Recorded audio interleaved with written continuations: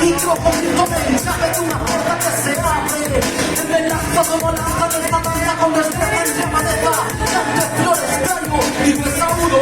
Un chungo día para morrer, dignos guerreros. Un chungo día para morrer, respondo, soy contento.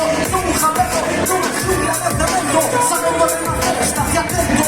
Entro en el templo, la palabra de silencio.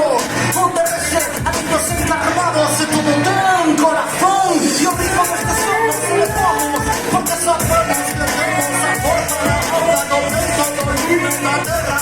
Vengo pa' fuerza la luz, no sol. Vengo las estrellas, volveré a ellas. De donde el sol, de donde viene, galante. La estrella de tanto aguante, el flamante. Son que te pide y es la verdad, galante.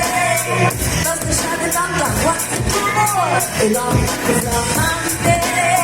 Son que te pide y es la verdad. El corazón, como una mujer cruda liberando como el meta barbarie. Haciendo esto por la humanidad.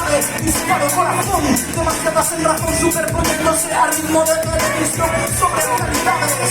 Los estigmas interiores, los cuentos, las verdades, son las fuerzas oponentes encarnadas. Los ignorantes de esta época de verdad que parábamos orientales, ya sabes. Para que defiendo representando los fracasos escolares, haciendo de esta vida malabares, las mayores dores, los desamores. Yo con toda alma escucho sus clamores, pero veo espíritu, caminará en busca de la verdad. Haciendo esto por la humanidad. ¿Cómo es? Basta ya de tanto aguante. El hombre proclamante.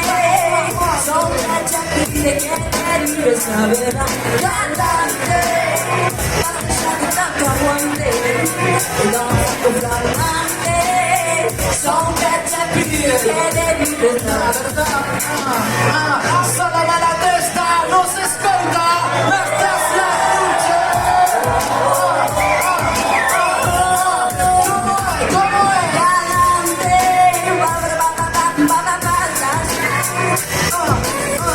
Basta ya de tanto aguante. El bastón se pide que derives la verdad. Galante. Basta ya de tanto aguante. No disculpa tú. Son que te pide que derives la verdad. Queremos escuchar palmas a toda gente. ¿Cómo es? ¿Cómo es? Galante. Basta ya de tanto aguante. Danza con flamante. Son que te pide que derives la verdad. Una más. Galante. Basta ya de tanto aguante. Danza con flamante.